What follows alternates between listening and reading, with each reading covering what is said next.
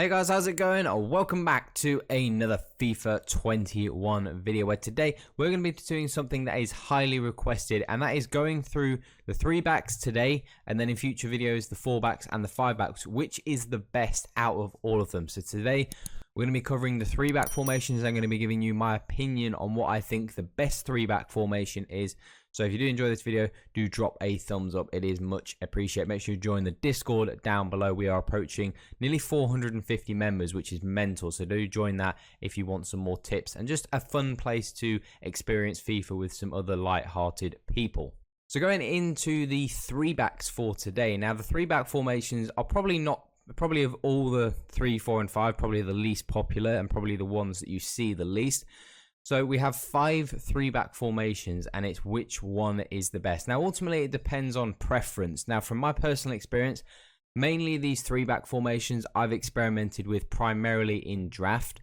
I don't really take 3-back formations into competitive FIFA, but when I'm kind of just playing to have fun in draft, I tend to stay away from the super meta formations and try out some more fun formations, and I still manage to get some draft wins, which is really, really nice. So going into these formations, now if you was asking me which one I personally think is the best from experience, it depends ultimately on, do you want to have fun or what's the most competitive? What is the most fun formation to use? In my opinion, it was this 3-4-1-2. The reason why I like this 3-4-1-2, I like it because it's more attacking than the other formation that we're going to go into in a moment.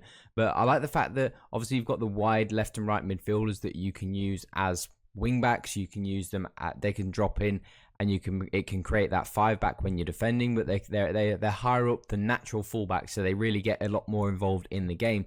If you're going to play with a 3-back, you have to play it in a really attacking way, and you have to accept that you are probably going to concede some goals on the counter, which is why I said if you do want to play a more attacking style, the 3-4-1-2 is the best one. If you want the formation that is better in a competitive scene, then the 3-5-2 will be the best for the competitive scene. The reason why the only difference with the 3-5-2 and the 3-4-1-2 is that in the 3-5-2, the centre midfielders are actually CDMs.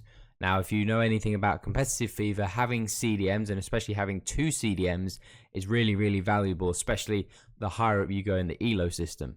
So the more competitive your games get, the more kind of defensive people play. So having the 2 CDMs instead of in the 3-4-1-2, they're just box-to-box centre midfielders. So the 3-5-2 would be better for a more competitive style of FIFA. And in terms of tactics and instructions, depends really on how you like to go. I know a lot of people, when they play 3-back formations, they like to play on a press, again because you already have like the gaps in the fullbacks, which I think is the main concern for most people. Is obviously those fullbacks. Now a lot of people like to go for press on possession loss, which works really, really well in a 3-back formation, trying to win the ball back as fast as possible. A lot of people like to use the 3-back formations as well when they're kind of down in a game and you need a goal back. So this is also good for that type of situation. Defensive width, I don't like to go too narrow, because if you go too wide, my mistake. If you don't want to go too wide, because then you don't get your wide players involved. So you just want to be a little bit narrower when you're defending. Depth, it's really up to you. I think it depends on how confident you are defensively. If you are a confident defender, you can go a little bit higher. If you are somebody who's maybe not so confident defending, then you want to go a little bit lower. For me, I like to typically play on sort of 7 or 8, when, pretty much with all formations, but that's really up to you what you like to play. In this 3-5-2, you could go long ball, could go fast build up. I know fast build up again is really popular when it comes to the higher echelons of FIFA. For me, in this formation, I would like to go with the long ball. I think it would work well with this formation, especially if you're taking it into a competitive style of FIFA. I think probably the long ball would be better, but I know some people would like fast build-up. Works really well in this formation as well, because you have that central cam, so obviously he could link up to the 2 strikers really, really well, and fast build-up works in those formations that are quite compact. So it would work really well in this formation. Offensive width as well. I think you want to go super wide in this formation, because you do want those left and right mids, you do want them to play really wide, and it's really freaky the way people play when you play super wide. It's a super fun way to play, and it's nice to play with them as actual fullbacks and have those wide players out there. So it's really effective. It's really good for stretching defenses and just really like pulling your opponents apart, because if they're really compact, you have really super wide players, they're going to have to get a player out there to come and get you, and that's going to leave some space, and then it's how good you are to be able to exploit that space. In terms of the instructions, when we're talking about the 3-5-2, in terms of the goalkeeper, we want to go balanced, comes for crosses, and sweeper keeper is what we want to go with Allison. Obviously, the back three is all going to be on stay back while attacking. The two CDMs, primarily you want them to play as CDMs because you're telling your left and right midfielders their job is going to be really going forwards more than going back. You do primarily want those guys to be playing as CDM, so cut passing lanes and stay back while attacking. That's what I would personally go with. And then when it comes to the wide midfielders, this is where you can experiment a little bit. I think you always want them on getting behind, although if you play the long ball, you don't need to have them on getting behind because they will do it anyway. If you're playing fast build-up, you also do want them on getting behind. So I'd have them on getting behind if I was playing long ball. I would also have them on comeback on defense because I do want them getting back. And when my opponents are attacking, more in the transition more than anything, they don't actually drop in as left and right wing backs. I think that's like a misconception people have. They don't drop that deep. They'll only drop that deep if you play a super low depth. Obviously, we were playing on 8 depth, so they're not going to drop in as left and right wing backs. They're going to drop in as left and right midfielders, so they're not going to drop all the way back, but I do want them getting back into those defensive positions when they can. And then balanced width, I'm going to leave it on the balanced width because we did play with a super wide width. I don't want them on cut inside because then it kind of makes, defeats the object of having the super wide width. But I also don't want them on stay wide because I do want them to get involved in the attacking play, whether that's putting crosses in, whether that's looking for cutbacks. And every now and again, they're going to be darting in between the fullbacks, which is then going to allow them to look for those cutbacks. So I do want them on balanced width. In terms of Dybala in that middle spot, I like to play on free roam.